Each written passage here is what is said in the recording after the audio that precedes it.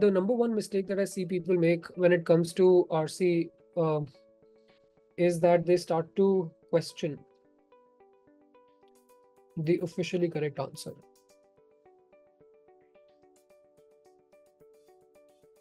Right. And the reason I kind of can empathize with people who do this, because I've done it personally, especially on CR. Like, I used to always pride myself as being a very logical thinker.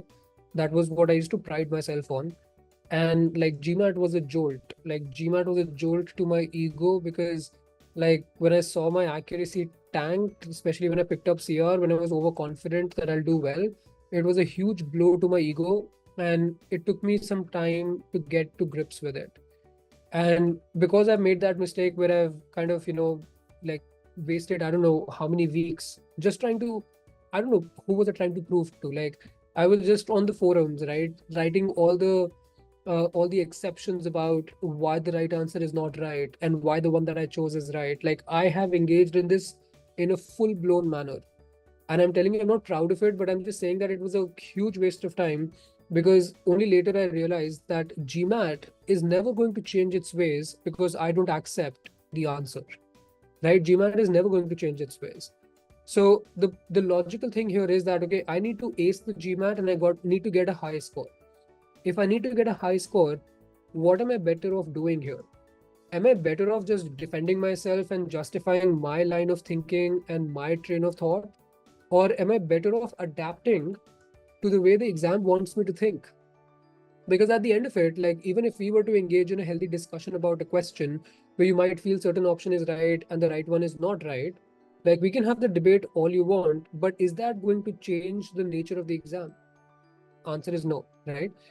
So I made that mistake, and I know a lot of people do tend to get into that same thing. And I can help you save those weeks that I spend in just doing nothing. In fact, just like, it was a sheer waste of time. I could have definitely improved a lot more had somebody sat me down and told me what I was doing was stupid. But I'm just trying to help you understand the perspective that at the end of the day, your job is to align your thinking with the way exam wants you to think. That's all your job is. Why are you practicing? Every single mistake you make is a nudge to push you in the right direction. Every single mistake you make is a nudge to push you in the right direction in the way you're supposed to think on the exam.